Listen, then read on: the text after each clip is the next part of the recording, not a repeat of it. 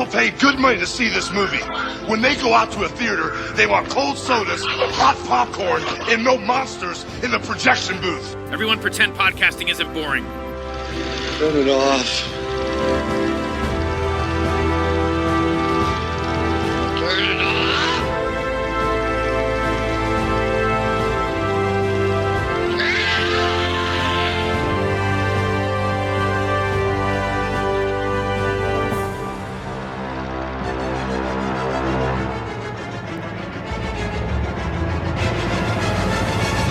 For the last 16 years, Dorine Douglas has worked at Constant Consumer Magazine without a promotion.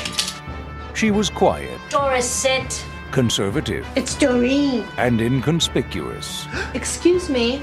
Until the day Today's the big day. they fired half the staff. It's a massacre. For this unassuming copy editor, keeping her job becomes an opportunity to do a little corporate downsizing of her own. Dorine, you're done. Could you come hold the light? For everyone that's ever punched a clock comes a dark comedy about what happens when the clock starts punching back. Carol Kane. Look at this mess. I am going to have to clean it up. Molly Ringwald. I can hear someone breathing. Who is this? Gene Triplehorn. Let's go to lunch. Office Killer. Oh, you're a lifesaver. Not at all. Welcome to the Projection Booth. I'm your host, Mike White. Joining me once again is Ms. Dahlia Schweitzer. Hi, it's always so fun to be here. Also back in the booth is Mr. Chris Stachiw. I apologize for this in advance. Office Killer Carol Kane. Come on, it's pretty good. Give me credit where credit's due for that one. I'm glad you apologized. Thanks. I mean, hey, I prefaced it. Mike always wants you to show up with something, so that was something with a capital S. We are kicking off Shocktober 2022 with a look at Cindy Sherman's Office Killer. Released in 1997, the film stars Carol Kane as Dorine Douglas, a mousy proofreader at a magazine that is downsizing. After accidentally electrocuting the office lech, Dorine begins recreating her office life at home with her overbearing mother. We will be spoiling the film as we go along, so if you haven't seen Office Killer, please turn off the podcast and come back after you have. We will still be here. So, Chris, was this a new one for you? Well, to say most people haven't seen this, I would assume, myself included, and can see why I'd never seen it. And I can see why, I'm not going to say I can see why most people haven't seen it, but I could see why at the time when it came out, the way it was treated, I think it's a lot more forward thinking and a lot more, shockingly topical, obviously, in 2022. But it's one of those movies where now that I've seen it, I wonder who else I know has seen it, because it works so well for a movie that I had never heard of before you mentioned it to me, Mike, which is often the case when I come on your show. It's like, oh, I'd never heard of it, and now I can't unthink of it. And I'm actually a little offended, Chris, that I'm not the one who told you about this movie. Given that I've known you for 2+ years, I kind of am surprised as well. I know. I don't know how it didn't come up when when I was on your podcast. This movie sort of became like my raison d'etre for a while. I became a huge Cindy Sherman fan in college, and I have very fond memories of being in the basement. I think it was the basement or the depths of my college library on microfiche. And I still actually have tons of Cindy Sherman articles in my files. And I keep telling her, I'm like, you've got to come over one time and see this, because I think a lot of them probably haven't been digitized. And so I'm sure there's some fun things in there. I wrote a big paper on her, and she was very influential for my own artwork. So I was definitely paying attention. And when the movie came out, I went and I saw it in New York. I'm pretty sure it was at the Film Forum. And wherever it was that it was screening, I think it was screening for a week. And I came and I saw it. And I remember at the time being a little bit confused because, her photographs are, her in these various personas. And it was kind of weird to see this movie in which she doesn't appear. And then it's a narrative. And, all of her photographs don't really have a narrative. They might have an implied narrative, but this actually tells a story. So, I kind of filed it away as sort of a curiosity. And then when I was in my master's program and I was looking for a topic to write about for my thesis, and my chair at the time was really mad at me because he wanted me to write about Andy Warhol. And I didn't want to write about Andy Warhol because I sort of felt like that market has been saturated. And so I kept proposing topics and they just kept shooting them down. And finally, I think I had like 2 months left in which to write my master's thesis. And it was just like, I need a topic. And they knew that, I had this, that I was sort of like a little mini Cindy Sherman expert. And they said, why don't you write about Cindy Sherman? And I said, there are a gazillion books about her photos. And again, I'm not interested in contributing to a conversation that's already been saturated. I'm often drawn to things that people aren't talking about, or the things that are sort of unspoken. And so I was really intrigued by the fact that no one talks about this movie. And kind of as you were just saying, like nobody knows about this movie. And it's really weird because, first of all, she's probably one of the most well-known contemporary photographers working today. She has, as I said, a gazillion books written about her photographs. She's had exhibits everywhere. And the era when this came out was when we had Johnny Mnemonic by Robert Longo. It was like this moment where all these artists were making movies and they, it was like these great kind of buzzy things. And so then, Cindy makes this movie and nobody talks about it. And I was like, that's so weird. So then I started researching it and I, hustled and wrote my master's thesis on it in 2 months. And then just, was like, this has to go out into the world because, I believed so much in this movie. And I think one of the things that really sort of upset me was, and I didn't know Cindy at the time that I was working on this. And, she's someone who she works by herself. She very famously works by herself. She doesn't have an assistant in the studio. She only shoots her, like there's nobody else there. She's kind of shy and introverted. And I can't imagine the sort of mental, emotional challenge of going out and making this movie and working with this team of people to do this thing that she'd never done. And as you kind of said, it's a fantastic movie. And it was as if everyone sort of collectively decided that this was this really embarrassing faux pas and they were just going to sweep it under the rug and never talk about it again. And there was even a review in the New York Times that came out. And I thought it was really interesting because they didn't have the film critic review it. They had the art critic review it. And the art critic said something along the lines of, because Cindy's had so much success, a little bit of failure will be good for her. This just kind of became my cause. And I just kept working on this book. And it took me 5 years to find a publisher for this book, which also blew my mind because, again, every art library has like a Cindy Sherman bookshelf. And I just figured everyone would want something about her movie, like how has this just been universally left out of the equation? And I just got rejected from so many publishers that by the time Intellect said, let's do this, I did that sort of like, the cartoon double take where it was almost like, are you sure? You can't possibly really want this book. So yeah, it was just really this labor of love for this fantastic movie that somehow, and it slipped through I talk about this in the book, but it slipped through the cracks for a bunch of different reasons. Like it wasn't artsy enough to be embraced by the art crowd. And it wasn't sort of mainstream enough to be, embraced by the mainstream crowd. It has this really great sense of humor that Miramax's target audience, teenage boys, or that's what they thought was the target audience for the movie, they didn't get. And this was during the era where Miramax would buy films without having watched them. And so they would just like snatch things up and then they would do these sort of kind of focus group screenings. And then they would determine based on the focus group screenings if they were going to release the movie and if so, how they would market it and whatever. And they were like, oh, it's a horror movie. And so they screened it for teenage boys and the teenage boys were bummed that there wasn't more Molly Ringwald. And of course, Carol Kane's not a sex object. No one wants to see more of her body.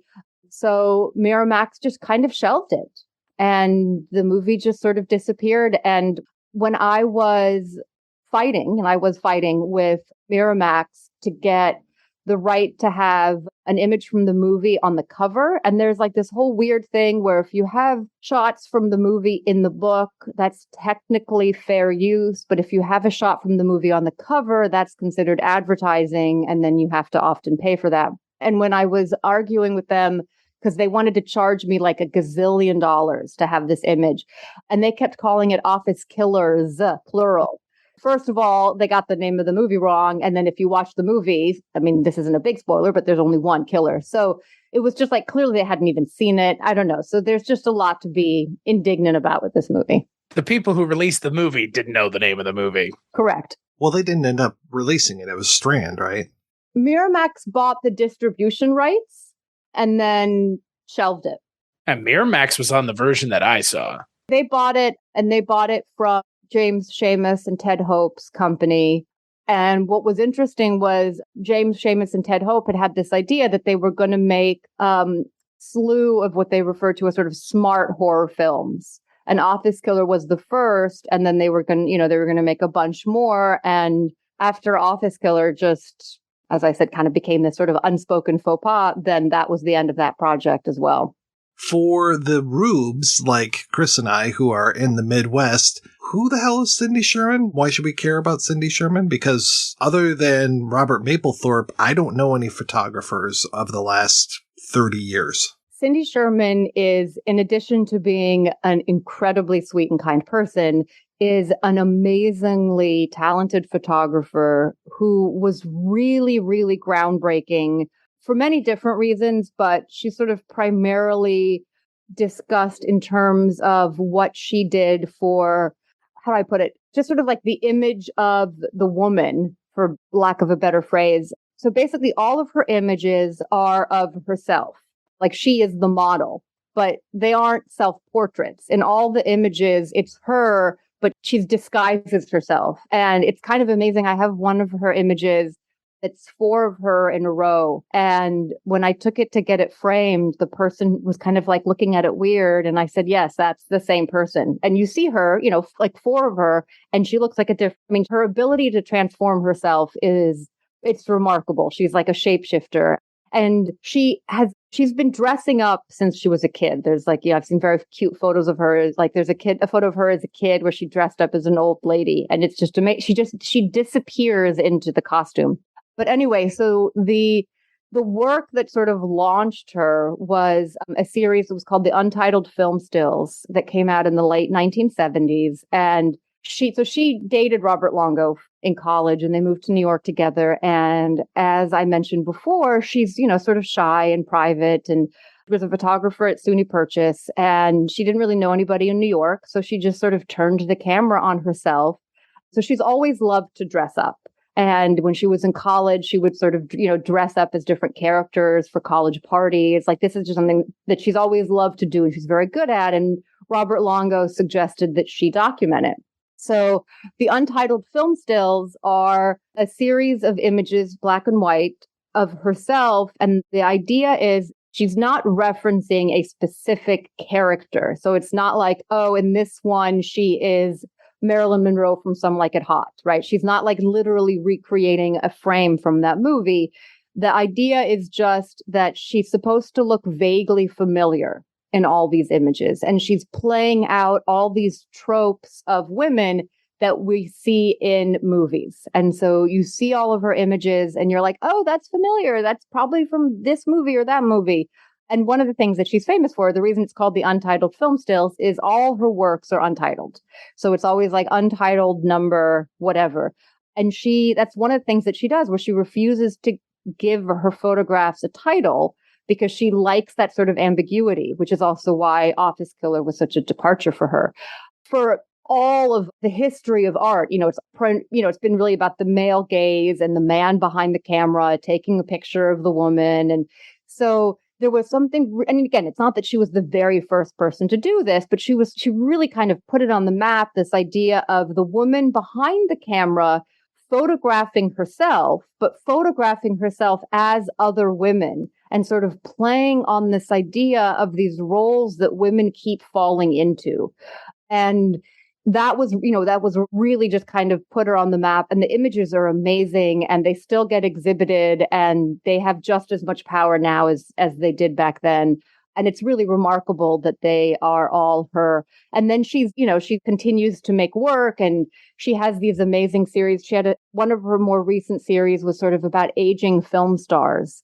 And it's like this very sort of Norma Desmond-esque kind of quality. And it's sort of her reflection on aging. But another thing that she's known for is she famously says very little about her photographs because she really wants people to interpret them for themselves. So she's not, she might say this has to do with aging, but she's very terse about things. And it was really cute. There was one time where we introduced, so she's shy. She doesn't do a lot of public speaking. And they had a screening of Office Killer in New York. And she told me, that they'd convinced her to do it and kind of figured that she wasn't looking forward to that. So I said, do you want me to come and help introduce it? And she was like, oh my God, that would be great. So I came and I gave a little spiel about the movie and sort of its background and whatever. And I kind of turned it over to her and she came up and she basically said something like, I hope you like the movie. Bye. And I ran off. So, yes, she's a very, very important photographer, partly for what she has done for women behind the camera and also for what she's done for women in front of the camera. So like Chris, I hadn't heard of this movie before. What really brought it to the fore was you, Dahlia. This was back in, 2018, maybe earlier than that. Whenever I was on vacation reading your viral book, in the back of that, it's Dahlia Schweitzer, the author of this, and then had, the thing about Office Killer. And I was like, I've never heard of this before. And then when I saw the cover, I didn't even recognize Carol Kane. I thought that it was a made-up movie because I had never heard of it before. Because you've heard of everything. Well, not to sound conceited, but I've heard of a few things. And I'm just like, what the hell is this? And I didn't recognize Carol Kane. So I didn't think that it was an actress that I had known. And I'm just like, what is this? And so I finally picked up the book and I was reading about it. I was like, no, this is an actual movie. Like, as you start to talk about Jean Triplehorn and Carol Kane and Molly Ringwald, I'm just like, wow, okay, what the hell movie is this? Because again, I had seen a bunch of Jean Triplehorn films. Of course, I had seen a bunch of Molly Ringwald films. I always enjoy the stuff that she made post Brat Pack. Of course, I love Carol Kane. No matter what she's in, I just absolutely love her. And so I was so confused by this. And then that it came out in 1997, it's still, you're riding the coast of that independent film movement that was kicked off. And I hate to say it, kicked off by Tarantino and Pulp Fiction was the thing that really put it on the map. And then there were so many films afterwards that were just kind of in that Miramax camp. And here's another Miramax film. And if anything, they were always known for just promoting the shit out of their films. And again, I never heard of this. I'm just like, how the hell did I miss this? And also, you mentioned the people in front of the camera, but behind the scene, Christine Vachon produced this. James Seamus produced this. Todd Haynes worked on the script. It's very strange that this movie just, as I said, just really got swept under the rug. And then I read some of those reviews from the time, and my God, they were vicious, just vicious, talking about how inept it was, that there's no thrills whatsoever, that it's not funny, it's not scary, it's not anything. There was one of the Cindy Sherman, like a book about Cindy Sherman that I was reading for research, and one of them said, I can't remember how they phrased it, but it was along the lines of how Cindy Sherman has intentionally distanced herself from this movie, which, just because no one else is talking about it. And then I read another thing that said that, that Cindy, basically did very little on this movie, which is completely, she worked on the story, going back to Carol Kane being almost unrecognizable. Cindy drew in Carol Kane's eyebrows every day for shooting. It was, she was involved with every aspect of this. So it makes me angry on behalf of all dismissed artists everywhere, but especially women. Yeah, it was Stephen Holden's review in the New York Times. It said, when it comes to the basic nuts and bolts of storytelling, Office Killer is sadly inept. It doesn't offer a single moment of visceral or emotional electricity. I've introduced many screenings of this movie. So not only have I seen it many times at home, but I've seen it many times in theaters. And I can predict when audience members are going to squeal and when they're going to laugh. It's like the response, the in the flesh responses to this movie are always electric. Yeah, I don't. It's almost like they saw a different movie. I don't understand. I also think, and this is something that, Dahlia, when you were on my show moons ago, Scary Stories We Tell, we talked about haunted houses and your book on that at the time. This is like such a true crime adjacent serial killer thing that now is the time for this movie to have come out. Like, this movie would kill now, which we've said that before on all kinds of things on your show, Mike, and on my show. And I'm sure, Dahlia, you have things you could point to as well. It's like, if this had come out just 10 years later, we would be having a different conversation. People wouldn't be dismissing it outright. I mean, there are plenty of movies that have been dismissed outright that now are considered classics. But at the time, people were like, I mean, Blade Runner, it's a great example, obviously. But it's weird. Like, this movie, if this movie had come out 10 years later, I think it would be, and it would still feel the same. It would still feel, and it would still have the same feel, look the same, probably even. But I think the world would have been a little bit more, I don't know, set up, ready for something like this post 9/11. I mean, the world pre 9/11 is not ready for something like this. This is pretty, it's not serious, but it's pretty dark, like pitch black dark. I think Cindy's a genius in many ways, but I think one of the things that's amazing about this movie is how prescient it is. And there's a part where she's talking about like the computer becoming her best friend, because the movie is, it's happening right at the time where like email is kind of coming into the workplace, and like, what it's like to sort of send a message from home and get that, get the ding on your computer, and the idea of bodies disappearing from the workplace because you can now work from home. And, so to see it now through our lens in 2022, it's like, oh my God, this is our reality. So I do think that the movie was ahead of its time, but also, it speaks a lot to our over dependence on genre and how we need movies to fit into these neat categories, and the sort of the importance of marketing, and it makes me think of like the backlash for a movie like Out of Sight or Drive, where they were marked, like Out of Sight was marketed as sort of like a summer blockbuster. And then people went to see it and it's not a summer blockbuster, right? And people thought that Drive was going to be this action movie, and then it wasn't, and they got mad.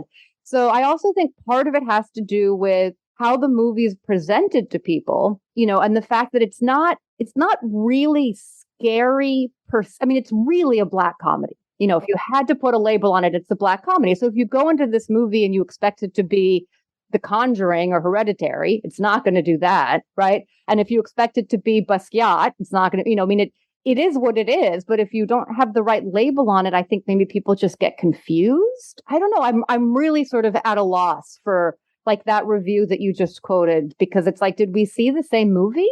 I can't remember. There was a review that talks about how like the cinematography is terrible. And it's like, what are you talking about? Every frame is like a Cindy Sherman photograph. So it's bewildering.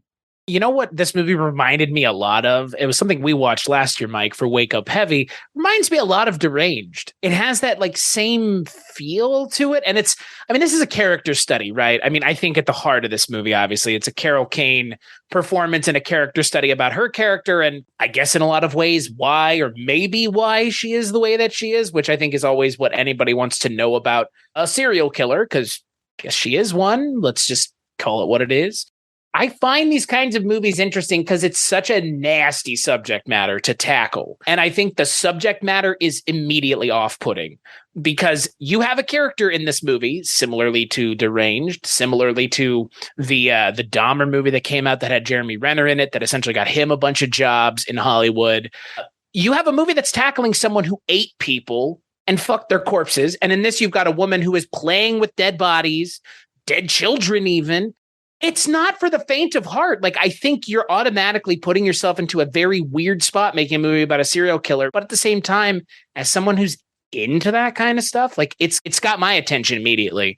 But I get why people are like, oh. But then you have a movie like Delicatessen, which people love. Well, then you have Pulp Fiction coming out where there's just people getting murdered with wanton abandon and people quoting Sam Jackson before he blows someone away. Like, I'm sorry. It's really no different than this. Just one has, funny music and ha-has. The humor here is less ha-ha, but it's still there. Well, and then just to play devil's advocate, how differently would we have received Pulp Fiction if it had been directed by a woman?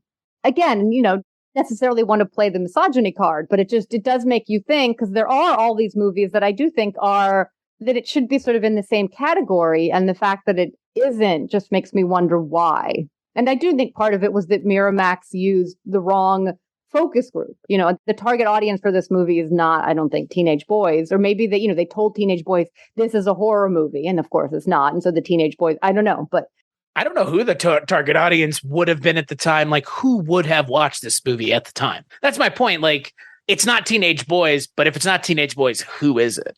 That's the problem, because it's found its audience, or I think it's starting to. I think you would agree, Dahlia, starting to pick up more momentum. It has to, with something this good, at least, hopefully due to Mike's show and your book. But I could see not knowing what to do with it, like watching it and just being like, what do you want me to do here? Who's going to watch this? And that's the sad thing, because it shouldn't have been who's going to watch this. It's how are we going to get people to watch it because it's so good. Not worrying about finding the audience, just hoping that the audience will come to it. And like we see that now, and with stuff on streaming, it's easier to find things. But that's the other thing. I mean, they weren't making this easy to find after it came out. No, they shelved it. I mean, they totally put it in deep storage. And then to go back to people sort of revisiting it, it was on the Criterion channel last October. Whoa. That's quite the change. And I know, like, when Cindy had her retrospective at the Broad Museum in LA, it was before I moved. So maybe it was like 2018-ish, 2017. They had the movie playing on loop in one of the rooms in the exhibition, which I think was kind of cool, because I know, like, MoMA, for instance, had a screening of it while they had her retrospective. So at least that's good, because it's part of the conversation. But the idea of having it sort of on loop, making it seem like, this is art, and you walk into the room and you can sit and you watch as much as you want. And so hopefully it is now being included more and more in conversations about her work. But it's like, the movie's from 1997. It took long enough. There are plenty of things that are never going to see any release ever on anything. I mean, I guess the question is this isn't on Kino or Shout or Criterion in a physical medium, though, which is so weird. Because again, like, this feels just right in that wheel. I mean, you could even make the case for Shudder. I'm not saying it would be a good. Yeah, I don't know why it's not on Shudder. I don't know. I mean, even now, it's so hard to find this movie. Which sucks, because like that is the initial entry point. It's like finding it to begin with is hard enough. Like, okay. Chris, I really like what you said about Deranged, especially the whole idea of Ed Gein playing with the bodies, or not Ed Gein. What was it, Ezra or something? Ed Gein. Yeah, playing Call him what he is. The whole thing, this movie reminded me a lot of Peaches Christ's All About Evil. And that's about a female filmmaker who is staging these horror scenes and then murdering people on film and making those into little art films and stuff, and becomes this major force in San Francisco with all of these little art films that she's showing where she's basically murdering people. And, is it real? Is it not real? Of course it is real, but people think that it's not. Oh my God, your special effects look great, kind of thing. Those three films would make a great triple feature, just to have all of these, especially having the female serial killer and having Peaches Christ behind the camera in that one, making All About Evil. I thought it would be a really nice comparison of these. But I mean, this movie, we talk about how it was kind of at the wrong time or the wrong marketing, but my God, did I feel a lot. I felt a lot of 2009 with Downsizing and all of that, especially, I survived the dot bomb of the early 2000s. And so having this magazine that's sending people home, I'm just like, okay, that's very similar to what's really happening in the industry. And also the name of the magazine, Constant Consumer. But then it reminded me of 2020 so much, especially with Mr. Michaels going around spreading his germs every place, and everyone has his cold. I mean, this whole thing of him spreading his cold around, very, very sexualized, very, very AIDS-esque, very venereal of him passing this around. But between the disease that's in the office and then sending people home to work remotely, I'm just like, yeah, I experienced this 2 years ago. Was very much of its era. right? In that it was responding to sort of the combination of AIDS teaching us about the weaknesses of our immune system. And there's this sort of theme throughout the movie about the dangers of physical contact. And that kind of keeps coming up again and again. And, and then of course, yes, Gary going around spreading his cold like it's an STD. And then also, the introduction of email and people sort of disappearing from the office, which is, of course, what we had in COVID. And then also the corruption, of the manager. So sort of like the 1% stealing money from the company. I mean, it's just fascinating. And those emails becoming little poison pen letters, her spreading dissent and covering your tracks a little bit. But then also when she emails Jean Triplehorn is like, hey, we know what you're up to. Love that. Yeah. The whole thing of that there's so many things happening in this that it isn't just Carol Kane is a nut and, she goes crazy, we get her backstory. But then there's the whole thing of the skimming off the top, the magazine closing, how much of that is to do with Jean Triplehorn's character? Is she actually responsible for them having to send these people home and cut down on their hours because she has taken so much money from the company? Another thing that I think is so great about the movie is that it's so female dominated, that you have, the Jean Triplehorn character, obviously female. You have Barbara Sukova as like the editor of the magazine. You have Carol Kane as the killer. It's, that alone should have made it sort of like a cult classic, to have a horror film that's so dominated by women. And I was going to say another movie that this really reminds me of, at least the office parts, a movie that I love. First time I was ever on this show. It reminds me a lot of Glengarry Glen Ross. If in Glengarry Glen Ross, they were actually killing one another for real, as opposed to just backstabbing one another metaphorically. Because in that narrative, it's all about backstabbing each other and getting to the top and surviving the rat race. And then in this movie, it's kind of the office parts are that. I mean, you get the stuff with Carol Kane at home, which kind of is more into character study and serial killers and nature and nurture and all that. But the stuff at the office, I was thinking like, this is like, again, Glengarry Glen Ross could be right in there. And Dahlia, like you mentioned, this movie has essentially it's a very much mostly female led. That movie is all male led. So it would be an interesting counterpoint to kind of see that movie. And then this movie where it's like, and the limiters are off. They're killing one another, or Carol Kane is killing half of the office.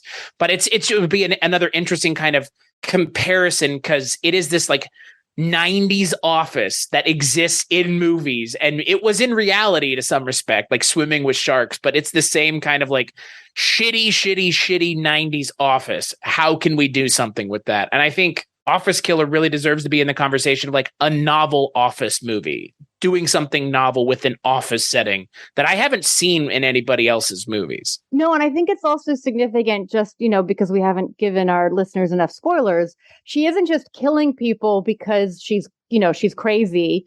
She's killing them because she thinks she's saving them because she's bringing them home and recreating the office in her basement. So that's this other thing where it's this idea of the toxic workplace.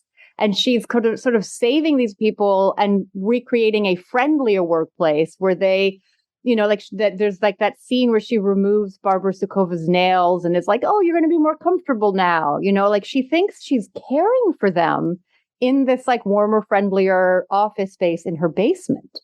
So that's another weird layer, this idea of like sort of almost like this Marxist read where it's like she's saving these people from the toxic capitalism of the workplace. The way I was interpreting kind of her basement tableau that she creates of all these corpses, they cut at one point to David Thornton, and then it's because we haven't talked about him yet, but he's in this movie. Ladies and gentlemen, this is your captor speaking. Eric Bogosian. It shows him in that actor's spot. And then Barbara Sukova looks kind of like Alice Drummond's stand-in for when she's younger. So I also thought there was a recreating her family thing, which again, very serial killer. I don't know what it's saying about the Carol Kane character is kind of up to your own personal interpretation. But the way I interpreted some of that stuff in the basement was partially her recreating the office, but also her trying to fix her family and recreate it in a way that makes sense to her kind of warped interpretation of obviously what her family was to begin with. Because, yeah, more spoilers. Eric Bogosian, I guess, is sexually assaulting her as a teenager. Well, I can see that too with the Girl Scouts, because the Girl Scouts are the ones that don't fit into that basement, and I don't even know what their offense was, because it feels like almost everybody that she kills offends her some way. She's almost very Hannibal Lecter-esque, whether it's just that this guy's jerking it at work, the mail boy who doesn't even get a name. I love that he doesn't get a name. The Mr. Michaels who, accidentally kills him, but it could be an accident on purpose type of thing. Just like she really isn't showing too much remorse. And, Dahlia, I love your description of how she tries to revive him with just that little tap to the chest. But yeah, to your point, Chris, the Girl Scouts don't fit in, but they do fit in more into that recreating of the family thing. They could be the stand-in for her. Right. And I mean, with Ed Gein, like in Deranged, like that's what he was doing, was he was trying to, he couldn't deal with the loss of his mother. So he was I'm surprised that she let her mother go. doing terrible things to corpses. Like, yeah. I just wanted to say, because you touched on how there's like this sort of true crimey element to the movie. And one thing that Tom Kalin said sort of inspired the movie was it was inspired by a real life serial killer. Obviously, the loosely inspired, and I'm just going to read a quick clip from my book where Tom Kalin was saying that he remembers having conversations with Cindy about this English serial killer named Dennis Nielsen. He was a butcher in the army and a very repressed gay man who basically picked up many gay men, parallel with Dahmer a little before Dahmer. In general, he would have very uncomfortable sexual experiences because he wasn't fully out, but he would kill them, usually through strangulation, and then he would keep them in the house for weeks and draw them in these sort of heartbreakingly beautiful drawings that looked like David Hockney drawings. And David Tennant played him in a series last year, and it's amazing. And it is exactly who she reminded me of. What's the series called? I forget what the name of it is. It's like 3 episodes, and that's it. But it's David Tennant playing Dennis Nielsen, and he looks just like him. He looks 100% like him. It's really good, but that is exactly who she reminded me of. This movie takes the idea and kind of goes in a different direction with a female character, which I think is a lot more interesting than a male character in a lot of ways, because we've seen this male trope over and over again. But it's called Des, and I'd never heard of it, so I'm really excited to watch it immediately. Check it out. It's really good. It's real good. And David Tennant unfortunately or fortunately looks just like him. Just put glasses on him and he looks just like him. It's shocking. He's really good. Seeing side by side pictures, and yeah, it's really kind of creepy. Yeah, but then you see Carol Kane in this movie, and you can see that kind of same weirdo energy that he had as a human being. And I think they really, I don't know, I love Carol Kane, but this role for Carol Kane is perfect. Like she's always so mousy, but not, I don't know. She's mousy without the malice, but it's like mousy and just malice filled too. And you never see that. It's always it's always just one. She's always just playing the mousy character. But it doesn't feel like malice to me. It feels like, she gave her dad what her dad deserved. She kind of gave her mom what her mom deserved. And it feels like she's kind of meting out justice to a lot of these people. And she feels like an avenger more than somebody who's just pure evil, But what does she give her mother? Well, she paralyzed her mother. Oh, okay. I thought you like in the movie, right, prior to the movie. Yes. And I do like how the flashbacks are told backwards, that we start with basically the accident and then we kind of work our way back until we finally get Bogosian on the couch, just like, hey, how's it going? Come sit next to me. One of 5 male characters in here, and I know a lot of them don't get very much dialogue at all, or if they do, they're very one note. I mean, Mailboy gets very little. Mr. Michaels is just an asshole. Michael dies right away. Yeah, Michael Imperioli is the only one with any sort of real agency. He and the guy that works in the copy room. I think those two are the ones, and she only really likes. Well, I guess she likes both of them. I would say that she's kind of flirting with Imperioli when he's setting up the computer. Oh, totally. And then she's really into, I guess it's her boss, the African-American gentleman. She's really, and they even say like, oh, she really is flirting with him. They mentioned that he was, given a job at the newspaper so that he would stay away from her because her father was, also a massive piece of shit on top of being sexually assaulting her. So, man, Eric Bogosian, what a antithesis of the role I'm used to seeing him in. But he plays it so well. It's just like he's in it for 3 scenes. That's it. And his impact is felt throughout. Well, because it's felt on on Dorine's life. Yeah, she's freaking amazing. Carol Kane is just always so good. And just, it's so right that she is the lead of this movie. She needs to lead more movies. And, we talked about her being unhinged in The Mafu Cage years and years ago. And she's great in that too. And in that one, it's almost the same thing where she's obsessed with her father. She thinks that she's doing the right thing even when she's harming people. She really shouldn't be let out into public, thus being caged up in there.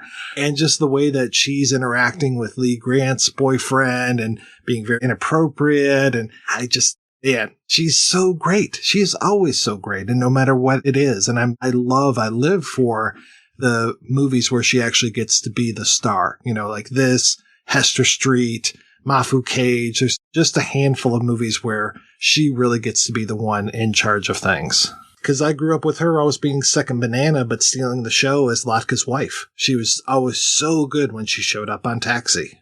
I'm just looking at her IMDb page, and she's been in so many things. It's amazing. Oh, yeah. Well, just her little turns and things like Scrooged. She's the best part of Scrooge when she's just, I think she knees him in the balls at one point. She's really good at Unbreakable Kimmy Schmidt in a show where it's well cast as it is, like just having Carol Kane on the show and her playing again, she's kind of playing this character, but without the murderous thing. It's just kind of this like mousy neighbor who says weird things. Like she's great in that show. Yeah. I mean, I grew up with her, like I said, with Taxi and then, of course, Princess Bride. I mean, she's just been around for my entire life, and I just always love when she shows up. Well, I'm glad you both love the movie as much as I do. Well, I don't know about that. I was a little disingenuous when I was talking about who is Cindy Sherman because I have read your book. So I got to see a lot of the photographs that you had reproduced in there and read about her in there. But that scene with Mrs. Michaels, you really hit the nail on the head when it comes to just the use of montage in that scene and just the framing of things. I really appreciated that. Felt like it was a whole Cindy Sherman exhibit all inside of one scene. Yeah, and it's one scene that, what is it, like 2 minutes, if that? And then, I mean, the film noir elements in that movie, I mean, there's so much richness and beauty in the cinematography that alone warrants a conversation. And if you have any familiarity with her work, you can see her sensibilities throughout the film. Oh, look at the opening credits. Holy cow, the opening credits are amazing. My God. I mean, just if your movie had those opening credits and was just middle of the road, people would still be talking about the credits. They're really good. They really kind of, again, they set the tone for what this movie is going to be. One thing that I never really picked up on until I was reading some of the reviews was Barbara Sakawa's character of, Virginia, the person that's actually running the magazine at first, or running, quote unquote, because she ends up making Jean Triplehorn her Axeman to give out all those pink slips. But her accent, people were comparing her to Ariana Huffington. I was like, okay, because I kept wondering, like, why does she have this thick accent? That seems like a very particular choice in this film. Also kind of looks like Ariana Huffington. Well, she's a German actress. And, but the pink slips, I mean, she's running the show, and you see her when she the way that she talks to Nora in this very dismissive way. I think it's more that she just sees that as like the dirty work, like just, dealing with the little people, so I think she's just, you go distribute the pink slips. It's not my job to make your job easier. And that nice symmetry of Carol Kane, Dorine with the copy machine, and then just a few scenes later, you've got Virginia with the copy machine. And I like how we kind of go back and forth with that copy machine and kind of reverse the roles when it comes to now Dorine is the one that's in power. I mean, the Virginia character, I think, is just fascinating, with the nails and the pleather and the echinacea golden seal and the importance of fashion in the movie, and the way that each of the characters dress and how the costumes evolve for each character sort of throughout, and how like as Carol Kane's character, as Dorine, the more people she kills, the more empowered she gets, the more stylish she gets. And then the Molly Ringwald's character, Kim, has all these really great sort of Poochie-esque prints and bold colors. And it really shows, because the Constant Consumer magazine, it's like everything is brown. The lighting is drab. Like it's just this sort of very grim office space. And so you can really tell that Kim doesn't belong there because she's sort of like this sort of beautiful bird of paradise with these bright colors. And so just all the stuff that's communicated with the costume is, I think, fascinating in this film. Well, in that she's the only one that really recognizes what's going on. She's that canary in the coal mine. Like, hey, it's her. She's doing this. She attacked me. She's setting me up. And everybody's just like, oh, Doreen's so nice. Cassandra, shut up. I know, right? I mean, that's what it feels like. I mean, and then to the point at the end, Doreen's like, I'm going to call her and fucking taunt her at the end of the movie. Like, I like that, though, because, again, that's why I said the malice thing. There's only one character she really shows malice towards, but there's only one character that's kind of onto her scent as it is. Well, it is fascinating, too, that we have so many deaths that are off screen because we've got a few very powerful on-screen deaths. But then I mentioned the Girl Scouts that they just kind of show up. They're shown into the house. And then we do a hard cut and then we see them dead later on. But then also Mail Boy, that his is one of the most gory deaths, but we never see his actual death. We just get to see the aftermath with that. What is it? Like a Cuisinart blade in his throat. It's just like, I love it that, he gets taken out, but we're not just fetishizing the violence. This isn't like a slasher film in the way that we have to show these creative ways of people dying. It's not Final Destination or Friday the 13th. But that's why it feels so firmly rooted in true crime, because the true crime normally when it's presented is presented, I wouldn't say workmanlike, but like very matter of fact. And this movie, like, yeah, she murders them she murders the one guy by zapping him by accident. And then everyone else, again, it's kind of, her doing it intentionally, quote unquote. But I like that it is just like, and she just kills him. And we don't even have to see it. But I do appreciate a movie that has the lead character killing kids because it really ups the stakes, like in a way that like there are very few things you can do as a screenwriter to up the stakes of your movie short of putting children and animals in peril or just outright killing them. But again, like that's why in my mind, it's like she's trying to form a family and it's like, and then she goes and gets kids and it's like, and that's when it changes and that's when it becomes a lot worse and more.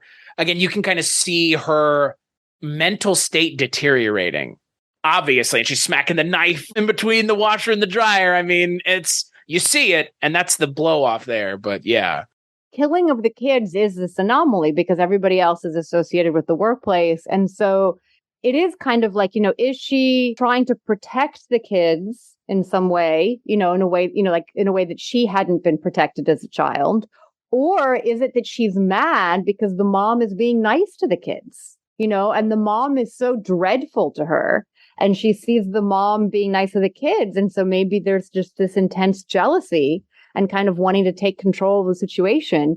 But I also sort of respect the ambiguity, that it's not clearly spelled out, and I think that's one of the fun things about this movie is it doesn't make everything literal. I think the only death that really affects her is her mother's. She's so That's blasé. The only one that's real. Yeah. She's blasé about everything else. But then when it comes to her mother, that's when she cries out. And again, that being off screen is very effective. That it's her walking into that room, that layer of her mother's, and just hearing that cry. And then that great line from the guy who's taking the body away, just like, oh, this whole house smells of death. That's one of the reasons why I argue that she doesn't think that the bodies in her basement are dead. In her mind, there is a different, like her mom is really dead, whereas the bodies in the basement, she's just moved them there. for a plot point that is often included in these kinds of stories about a serial killer who lives at home and probably has to kill their mom or dad. We've seen this boilerplate done a bunch of times. To your point, Dahlia, I think it's insanely smart or I guess whoever made the point, that it's not shown, that it's off screen, because I don't need to see that. We already know what interaction those two would have or how that would happen.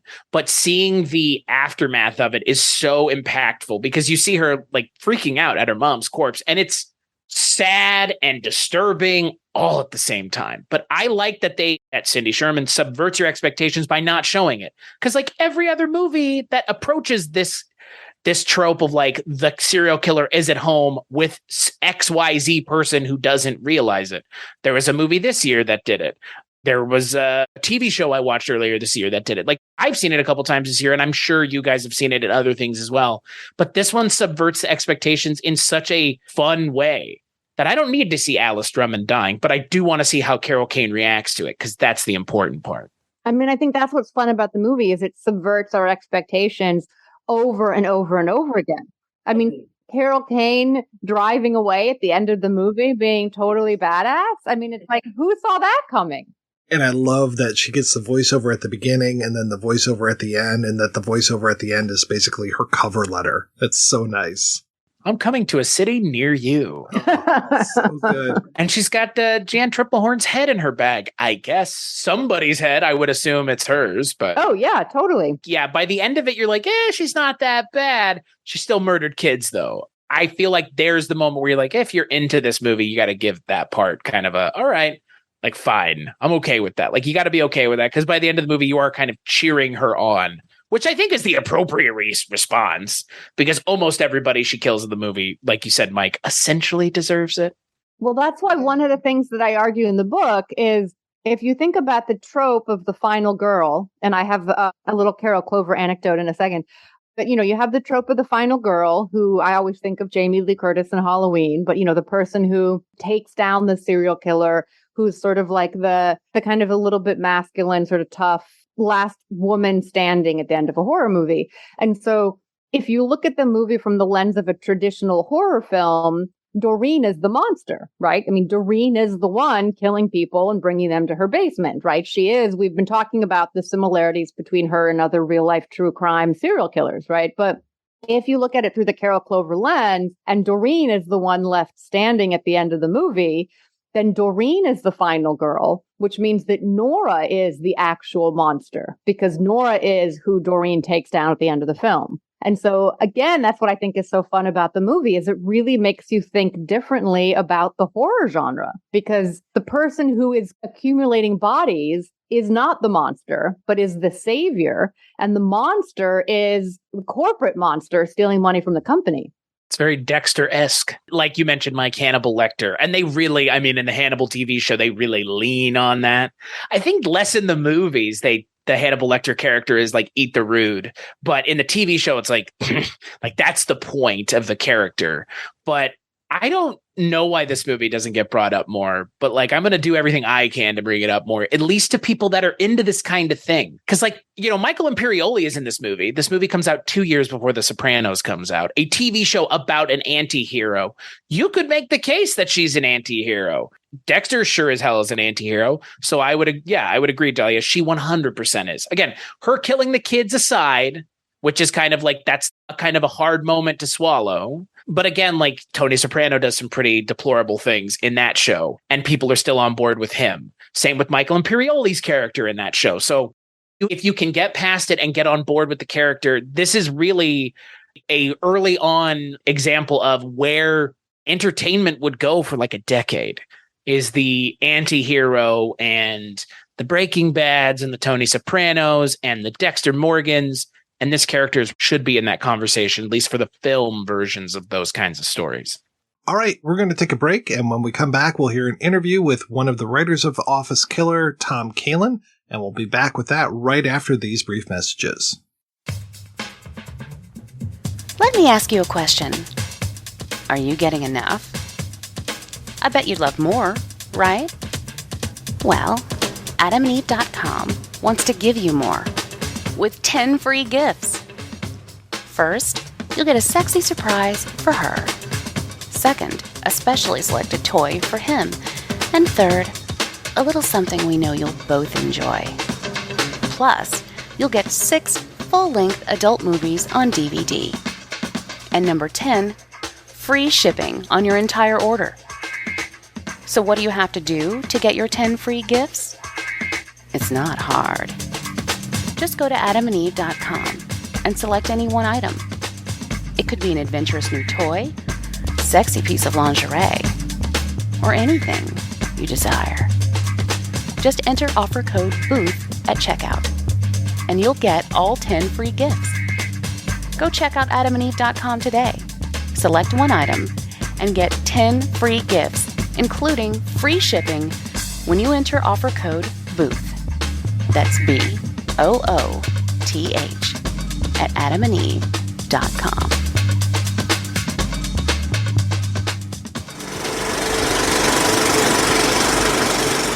Well, I'm so curious how you got involved in show business, because you've done a little bit of everything over the years.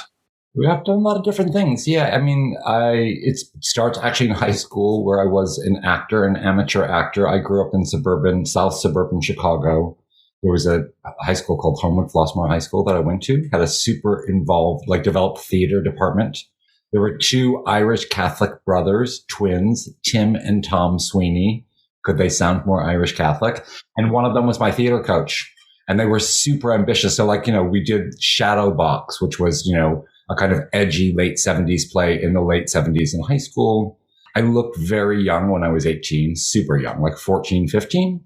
And I realized when I went to college, I would probably spend my career playing, kids in movies.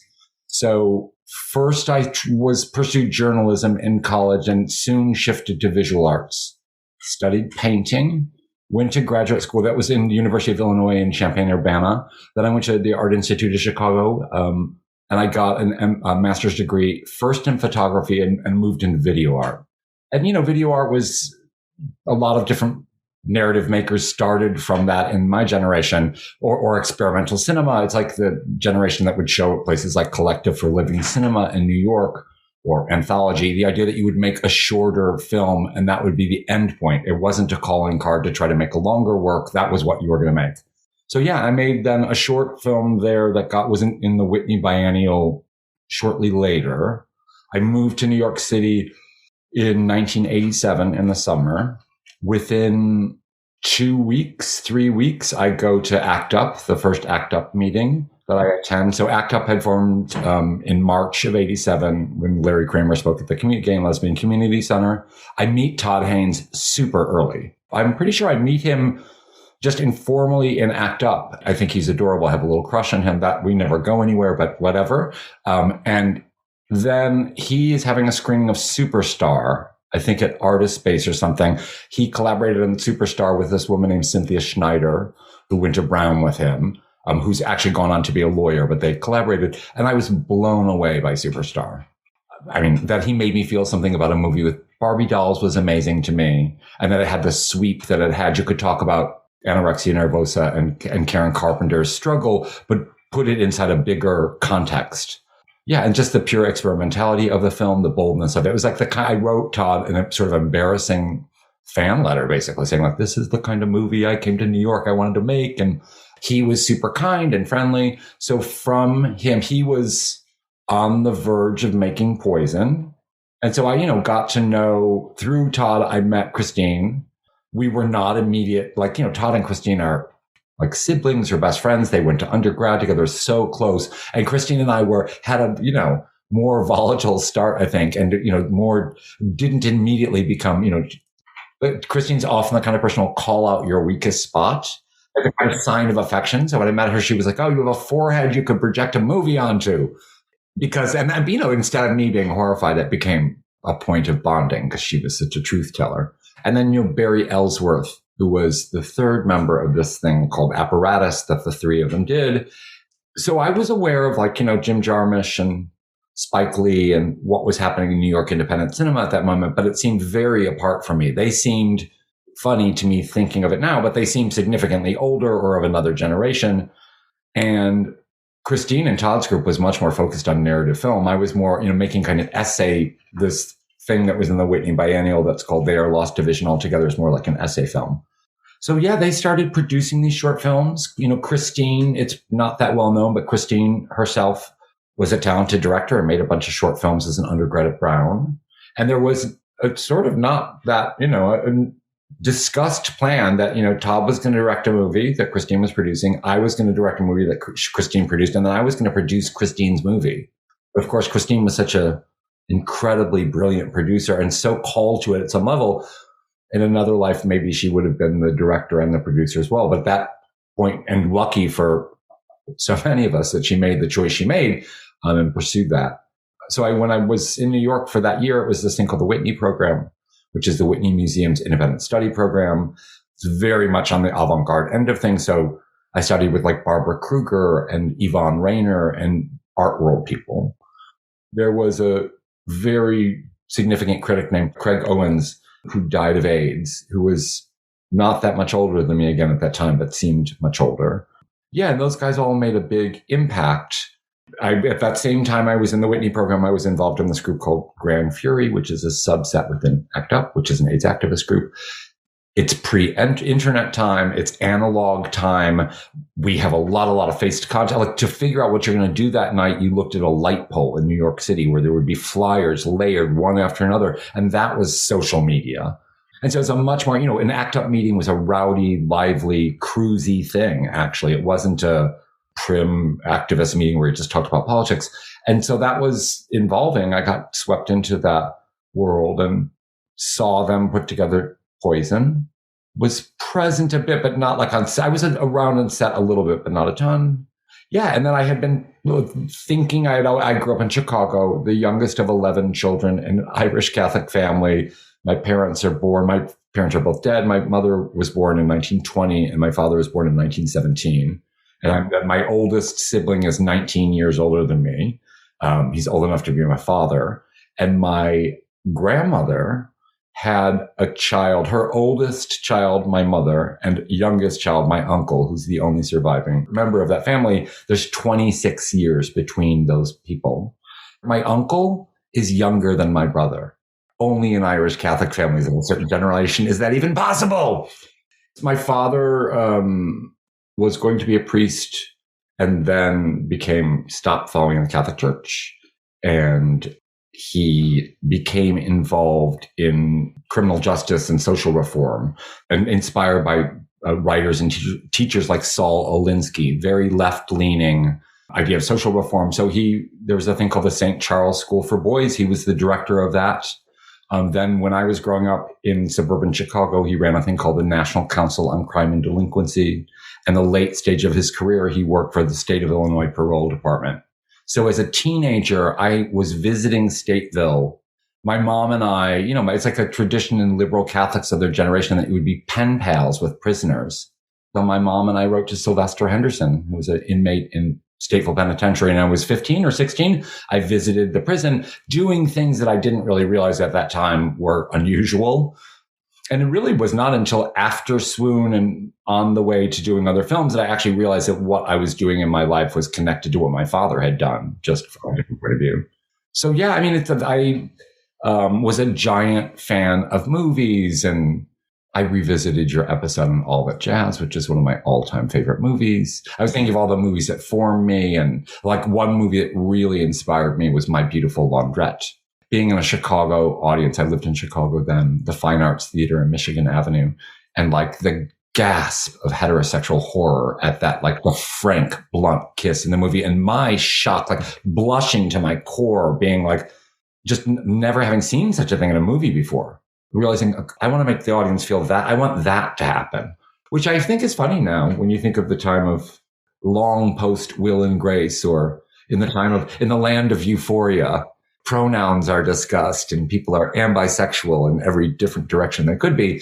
That seems like a naive time. But so that was very galvanizing. I was obviously a fan of Derek Jarman, because you can see that I imitate him in Swoon if you look closely, or not even that closely.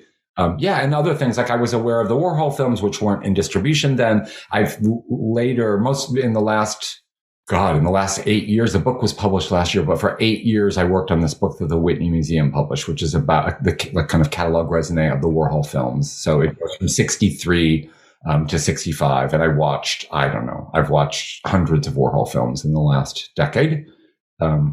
So yeah, all those things factored into kind of wanting and seeing Todd make the movie and describing this Leopold and Loeb story, which at that point was going to be one of 3 narratives I was going to somehow weave into a half an hour film.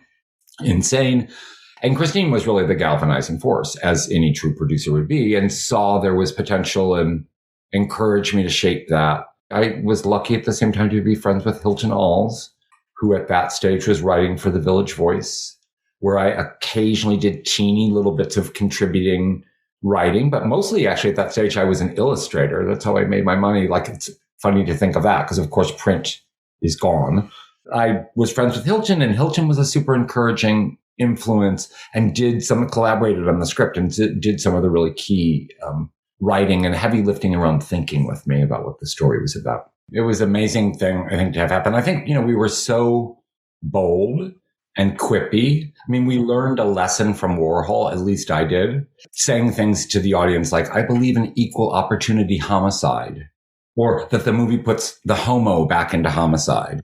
And, it was like thinking about, as a member of Grand Fury, most of our work was about making slogans and very pithy comments and text. So part of that was, and I think that's generational. I mean, Todd was incredibly charismatic. And Christine in those days would defer and say like, oh, well, the boys are the star of the show. But the truth is Christine is as quippy and funny and great in front of an audience as any of us. In fact, better than many of us.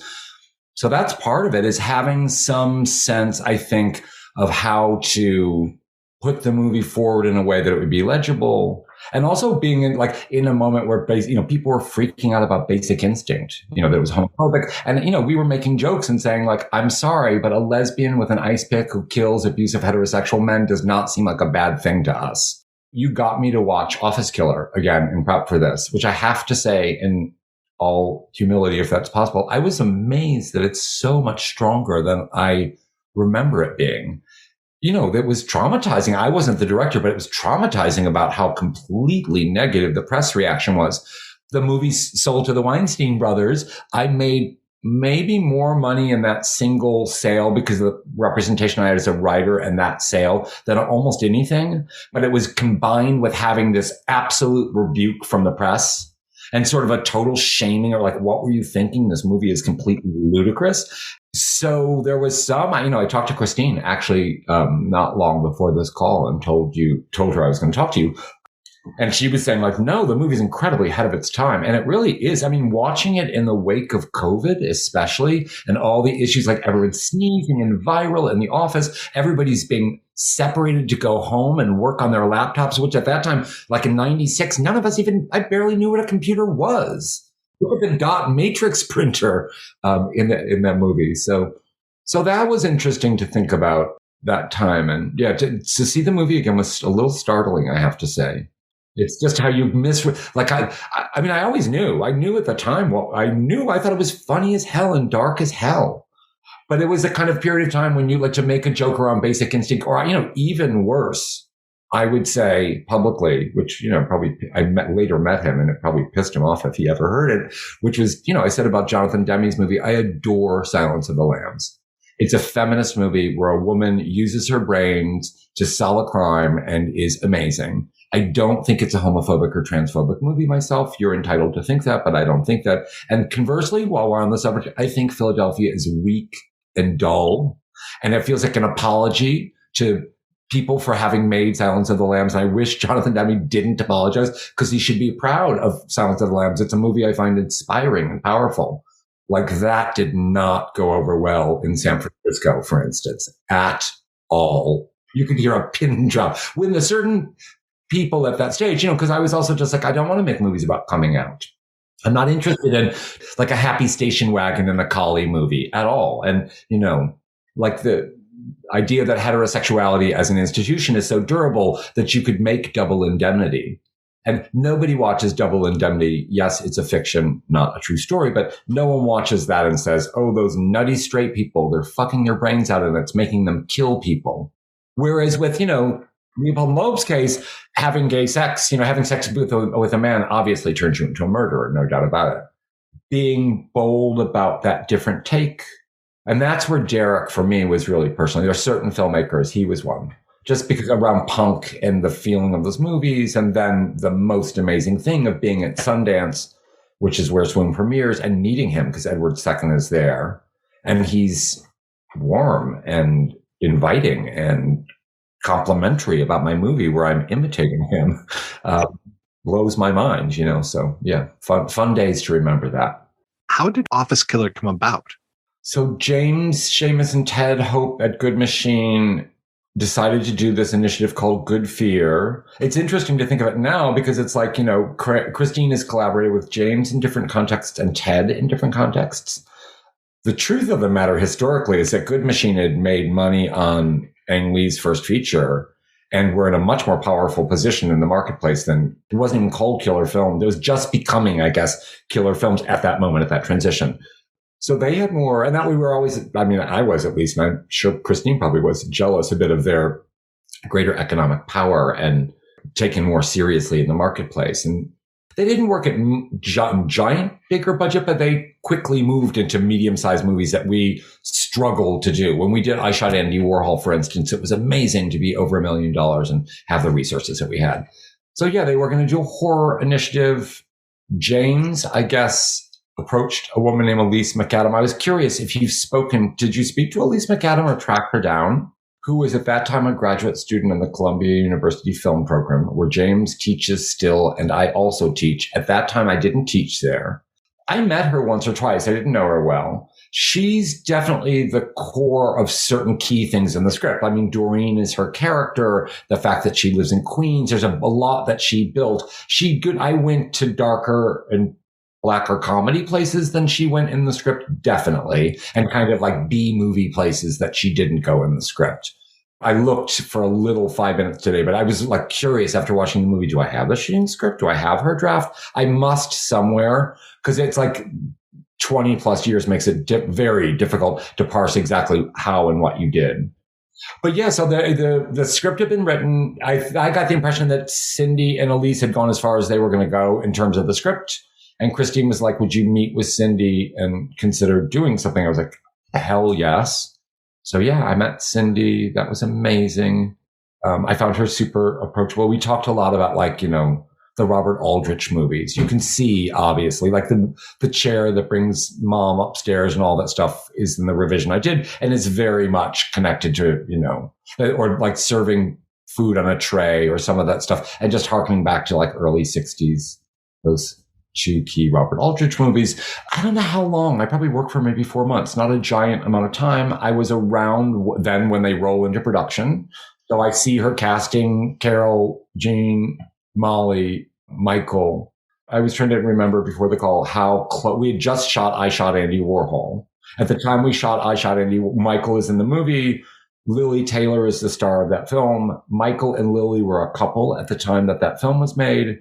And this is soon after. I think actually it's in Office Killer. They break up and they go different ways in terms of their relationships. And it's also Michael's not quite known in the iconic way that Michael is since known. And also the movie itself is like even in 1996, the movie was like a meta thing because those actors are in the same ensemble. Because Carol is from Hester Street and like another whole other generation, a whole other point of view. I adore it, like so legendary. Molly was like, a giant star, but since had done Adventures with Godard and like had done all these other things in life. And Jean was like still kind of in bigger mainstream movies and kind of a big star. So the combination of those actors in the same frame is one of the things. And now seeing the film, I find I took the most pleasure in that and sort of the wittiness of Molly. And it was, like a blast. I was around when I think they did like a table read or something and I got to meet the cast. And I totally respect Jean, but I didn't have the same actor crush as I had on Molly, and especially on Carol. Jean just in Basic Instinct a couple years before. I can't remember if she was also the love interest in The Firm. She obviously Waterworld right around then as well. So she's in some huge movies at the time. No, and I think because of that, I just found her more daunting because she was like a movie star. Whereas Molly was more instantly approachable. Molly at that point was so kind of wanting to just connect with people. It was like it's a very kind of unnatural existence to be a star as a teenager. In her middle life, I think, was partially just like, having more just pleasure of being in life. And Carol's amazing, just amazing. And watching that performance again, the levels within it, and or Barbara Sakova, who, oh my God, like a Fassbinder, God, and just the incredible, combination of stuff in that film. It's funny to think of that moment, I guess, too, because I'm just in terms of where the culture has gone overall, where the corporate culture has gone, all of those things, which, the 96, some context I think is very helpful to think about is like Cindy's work, which had been, of course, the Untitled Film Stills, which are popular, but, are just the beginning of the story. Then she does this, I may be leaving things out, but then there's a body of work that became known as centerfold pictures, which are these horizontal formatted pictures, which, were just snapped up by collectors and bought everywhere. And so, around, I don't know the exact year, but 93, 94, in the height, or maybe even earlier, she starts at 92, in the sort of height of the AIDS crisis, when people are dying of wasting syndrome and having Kaposi sarcoma all over. She makes it just incredible series of images that are just, with sex toys and about the rotting of the corporeal body. In working with her, that's what I was super excited about. There's this famous British serial killer called Dennis Nielsen. There's a book called Killing for Company that's written by Brian Masters. That's quite well written. I, for a minute, considered making something about Dennis Nielsen, but like it was even too dark for me. And so Dennis Nielsen, basically, I don't know if you know about that case, but like he was a gay man who'd been in the army, very closeted. He would pick up younger boys, take them home. It's like, the British Jeffrey Dahmer. In his instance, he was much more kind of poetic than Dahmer was. He would bathe the boys and pry the floorboards up in his house and keep them under the floorboards. And he made these drawings of them that are a bit like Hockney drawings. He had some skill as a draftsman, and there are these tender drawings of the corpses that look like sleeping boys. And they haunted my nightmares, all of this. So that was like this idea of bringing someone home, and the like Killing for Company, the idea that Dorine is creating this world, and also like the corporeal rotting of the body coming out of Cindy's work, and just trying to take things that were in her work. And because I was writing, I had no idea the directorial choices that would be made. Like, I don't know if I would have written such a script that I was directing. I was pondering that today. Like the idea, like how, because there's such, and like I've not generally done, I've done a little bit of comedic directing, but I'm not really a comedy director primarily.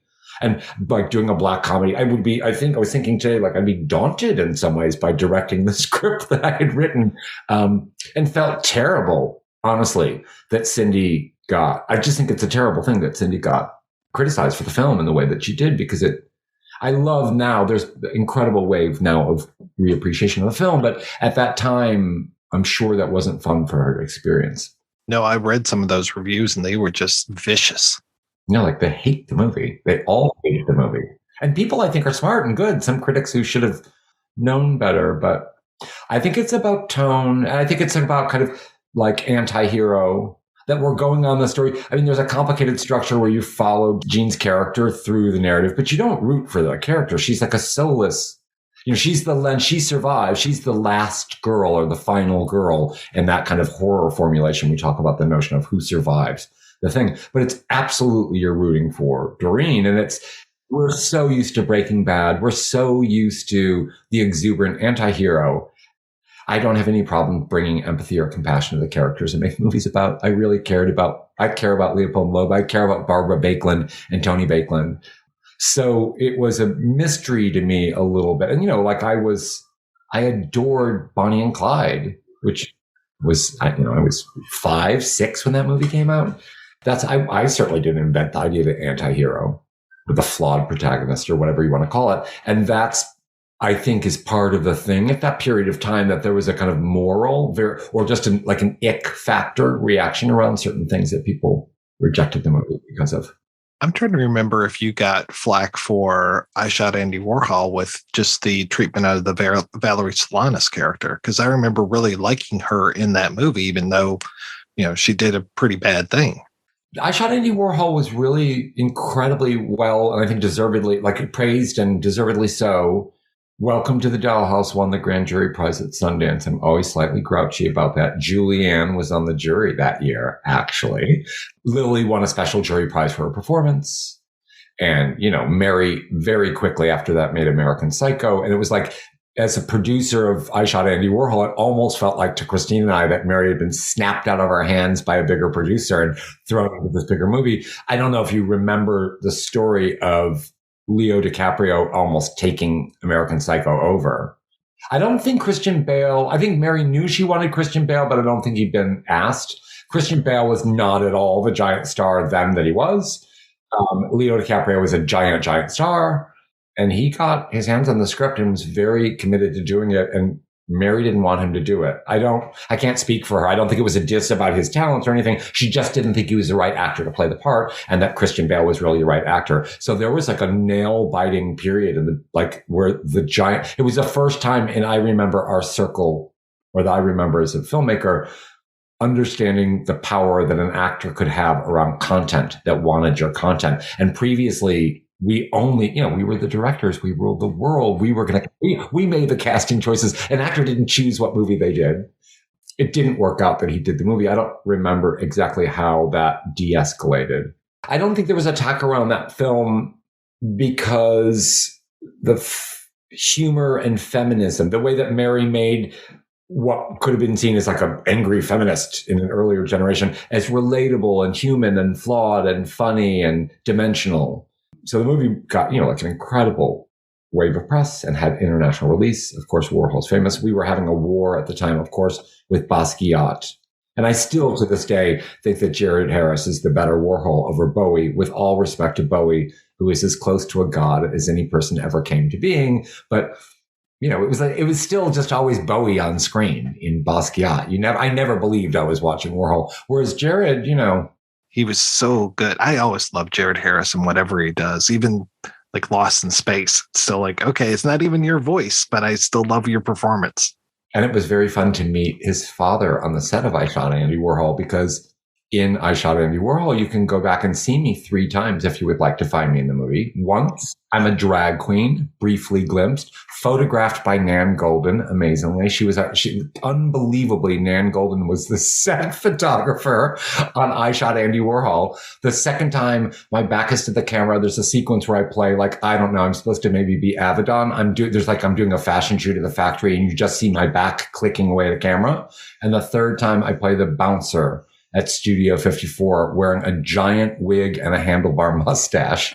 You would never recognize me. Of course, Richard Harris came to set that day with his glamorous wife, significant other. I don't remember her name or who she was, but beautifully coiffed, amazing. Took one look at me and was like, "Oh, you're the producer. You're in SAG rules. If you're above the line, you can appear on camera as a day player and not be paid." In other words, because I had lines, I had to say "Hey, Andy, welcome," or whatever. And if we paid some, we were so tight on budget, we saved the $498 or whatever it was by having me play this role. And to have Richard Harris know this detail of filmmaking, call me out on it. And that's how I'm meeting him. I was like, oh, the shame, the horror. So it's a lovely thing to think of seeing Jared at that stage, because he was just such a talent.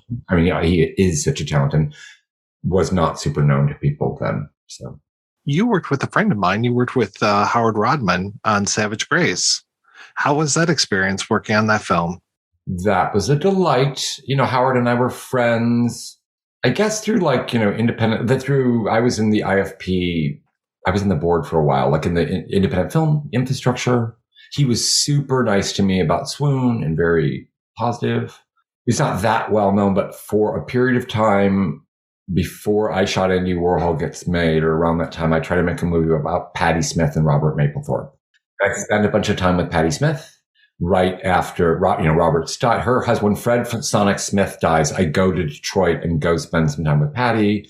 I see all her notebooks and materials. I go to the Mapplethorpe Foundation, and that movie falls apart. Howard's super encouraging and great during that time. I get to know him a bit better. I sort of audition a few writers to write Savage Grace. I Make Swoon, this is an insane side story. I make Swoon. We're in London in 93 or 92 around festival stuff. Christine has given me Savage Grace. I fell in love with the book.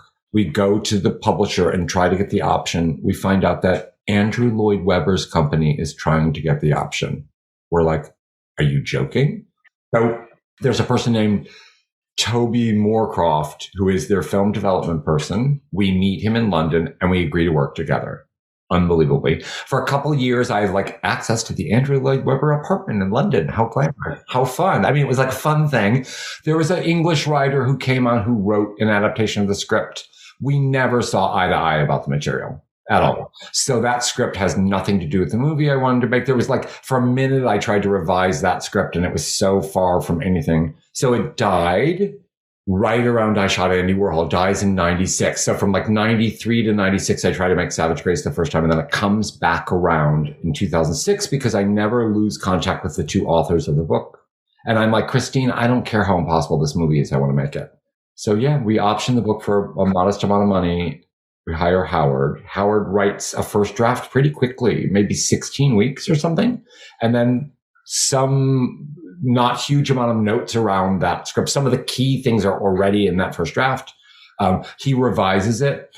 Then I write. Julie, I had known just slightly, like I'd met Julie during SAFE, and I guess, yeah, it was probably during SAFE. She's amazing. She remembers everyone. So I was like, you'll never remember me. She said, no, of course I do. So I do what I always do with an actor that I'm offering a role. I write a personal letter to them, offering them the part and telling them kind of why I'm offering them the part. And she read super quickly, like less than 2 weeks after that, we were having lunch together. She was amazing. She liked I don't know if it's true of all male actors, but most male movie stars I have met that you have that lunch with, they do not end the lunch and tell you. You leave the lunch and you're like, was it good? Was it bad? Did I cast you? What happened? And you sometimes wait, like, I'm not joking, a month to finally hear back from the agent who says they're not going to work with you. And you're like, oh, fuck. Whereas Julianne was like, I'm working with you at the end of the lunch. And she, kind of committed and all the way through. So that was, that was the thing that made it happen, basically. And Howard was a delight to work with. It was a great collaboration. I had never did somebody's script that I did not write. He's just a great listener and has great instincts for behavior and psychology and dialogue. And I don't know, it was super fun. And we got close in certain ways that were also just helpful in a kind of, subtext or human way of thinking casting. He came to set. He was around, for about a week of shooting. All the Spanish people were shocked. They're like, you allow the writer on set? Because apparently in Spain, they chased them away. Howard's recent novel is exciting, and he's trying to turn that into a series, I believe. So, yeah, but that was a great collaboration, and I learned things working in that different way. It was great. I think just in so many ways when working with someone else's script, it's liberating to work with somebody else's writing in certain ways. For me, it's easier to find the kind of subtext and structural things in the script. And when you write it, I have to do way more work to sort of figure out, to separate the difference between the part of my job, which is writing, and the part of my job, which is directing. How long have you been teaching? God, forever. For a really long time. Yeah, I've been teaching at Columbia since the fall of 96. So ages. Like I taught Jennifer Lee, who is now the head of, Disney, who did Frozen, or Phil Johnston was my thesis student who did Wreck-It Ralph and Zootopia, just on and on. Like or Clara Roque, who just won the Goya in Spain for her first feature. I teach unbelievably talented students, many of whom have way bigger careers than I have. My favorite one is that Moira Demos and Laura Ricciardi, who made Making a Murderer, the limited series. Moira was my thesis student. I think Laura graduated in producing, technically, had been a lawyer before. They were making this amazing doc. You, of course, probably have seen Making a Murderer. But at that stage, nothing had finished in the story. And at that time, all we understood about storytelling was like 90 minutes to 100 minutes. It was a doc.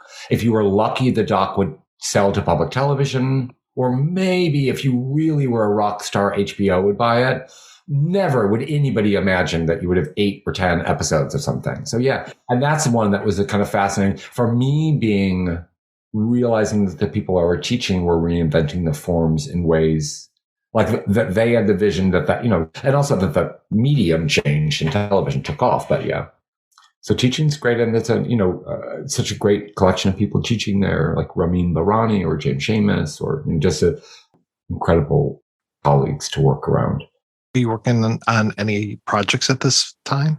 I am. I'm working on a limited series, which I wish I could tell you about, but I'm like just in a kind of because of course, mostly what I do is based on true stories, and I'm in a somewhat vulnerable position around rights because I'm just getting the option of a book that's attached to it. But what I can tell you is it's about a famous fashion designer, and it is a kind of rise and fall story that spans the early 60s to the mid 90s. Right now, I'm thinking of it as a limited series. It's a very confusing moment in the film and television world. Like, Christine, the sage genius, literally cannot tell me for sure if the things I'm developing should be features or limited series based on market and money concerns. I did this episode called Pride, part of a limited series called Pride for FX. It was about LGBTQ civil rights in the US. That was really fun to do. It was very different working in TV, just so different. It's a faster pace, just in every detail, it's different. But I didn't find it oppressive or crushing, actually. And I found FX bold, actually. So I don't know. I feel like if I can't sell it as a limited series, I'd make it as a feature, I guess. It's a really weird moment because I don't know if the feature is gonna, could you make all that jazz now? Could I finance Savage Grace right now? I don't know. I mean, it's just, and to me, that's a really sad moment to think about, that we might be losing that kind of feature film. The real truth of the matter is, to be a director, an independent director in the kind of career I've had, I've not been able to direct nearly as many times as I would have liked to have directed. And that, you seize every opportunity you have. I got to produce for Rose Trochet and Gwen Turner on Go Fish, or Mary Herron on Andy Warhol. I feel involved in those movies. Or I got to write for Cindy and Office Killer, and that was also like an incredible honor. But yeah, you have to be resourceful. There are so few. I mean, it's like even thinking about Fosse at the height of his career, and whatever. I mean, that's incredible, the run of what he's happening, but how long that would happen, even the slightest misstep, like thinking about the reception of Star 80 or thinking about the reputation of Star 80 and how that probably would have complicated future movies and other things beyond it. And look at Star 80. Are you people crazy? But it's really all that jazz for me. I mean, I love also Cabaret. I loved Cabaret more when I was like a younger person. As I'm older, all that jazz resonates more deeply. Professor Kalin, thank you so much for your time. This has been great. Oh, it's my pleasure. It was fun to talk to you. Totally. I enjoyed having our conversation together.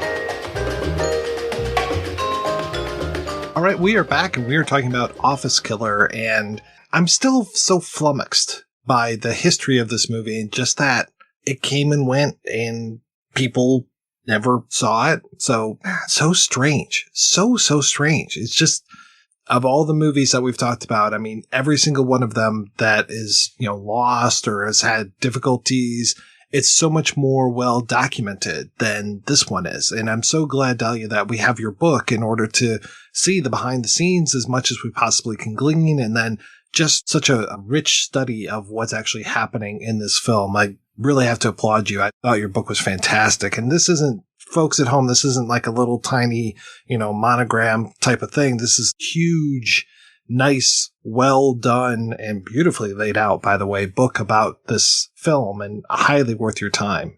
Thank you. Yeah, it was funny when I was working on the book at one point. I remember I was struggling with how to organize the book. And I went to Skylight Books, which was my local bookstore in Los Angeles. And I just kind of was looking through all the film books to see how other books about a movie were organized.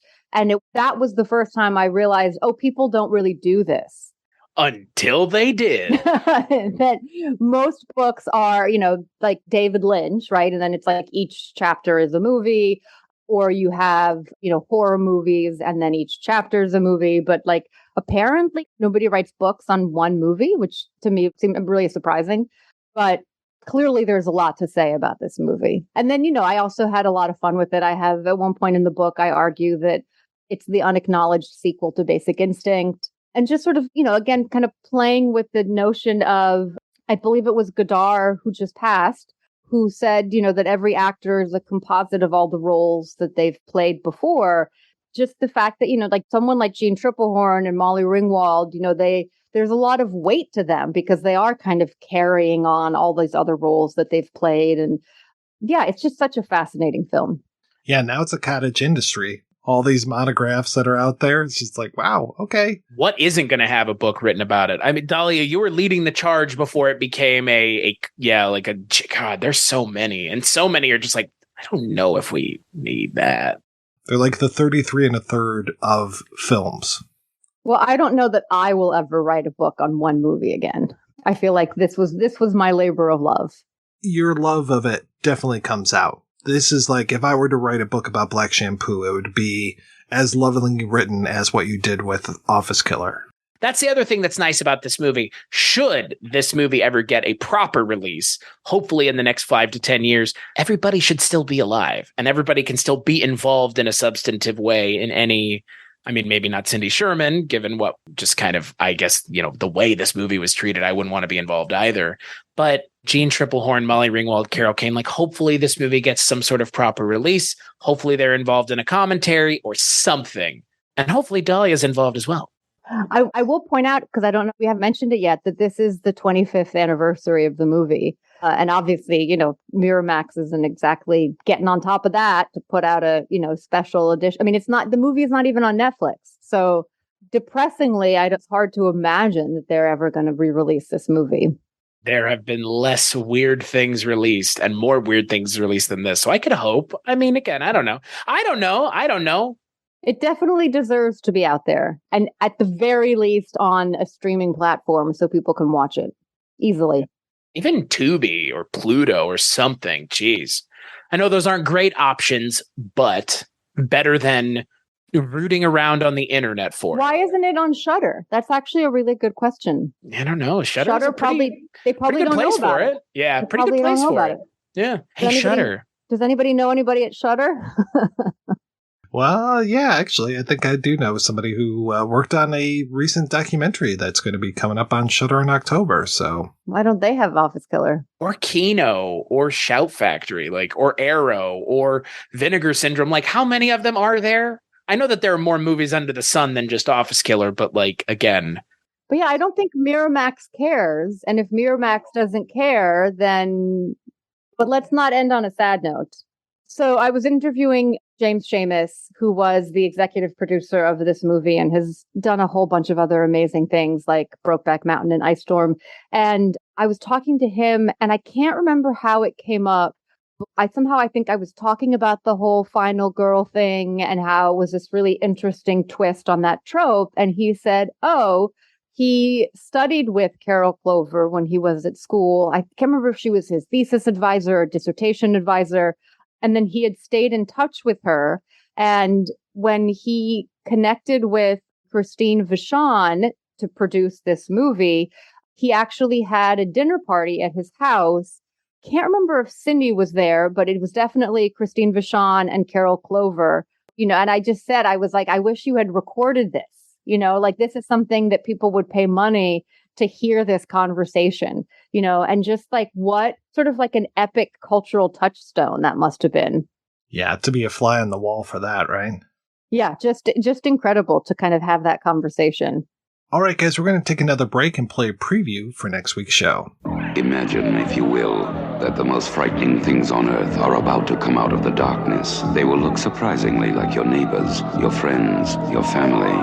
Dawn of the Dead. There is nothing you can do to stop it. It's too late. It's coming to a theater near you. Dawn of the Dead contains scenes of violence that may be considered shocking. No one under 17 will be admitted. From United Film Distributing Company. That's right, we'll be continuing Shocktober with a look at George Romero's Dawn of the Dead. Until then, I want to thank this week's co-hosts, Dahlia and Chris. So, Chris, what is happening with you, sir? You're keeping me busy. I'm keeping myself busy. We're talking about the new Lord of the Rings show every week. I'm still doing the Culture Cast, still doing Scary Stories We Tell, talking about some 80s cop shows with Barney Miller and Columbo. So all of those myriad of things, you can find them over at my website, cstachiw.com, which is just a link tree to all the podcasts. But that's where you can find my stuff. And Dahlia, what's keeping you busy? I am finally beginning to tiptoe my way into my next book, which deals with memory in sort of contemporary American film and television narratives. And because I am in the very early stages, suggestions would be great. And you can email me. You can get my email through my website. thisisdahlia.com. You can DM me on Twitter. My handle is Dr. Dahlia, Dahlia Schweitzer, all one word on Instagram. But yes, movies and TV shows, I've been starting to accumulate a list, and I'm sure there are a million that I haven't thought of. But, you know, stuff like Eternal Sunshine of the Spotless Mind and Memento and Severance and Shining Girls and just all these sort of movies and TV shows that engage with memory in some way would be gratefully appreciated. So send them over. I know your audience probably has a lot of really good ideas. Well, thank you so much, folks, for being on the show. Thanks to everybody for listening. If you want to hear more of me shooting off my mouth, you can check out some of those other shows that Chris is talking about. Jabby Detective, Dreams for Sale, Life and Times of Captain Barney Miller, Rankin' on Bass, Podcast of Power. Man, oh man, they are all available where finer podcasts can be found. Thanks especially to our Patreon community. If you want to join the community, visit patreon.com/projection booth. Every donation we get helps the projection booth take over the world.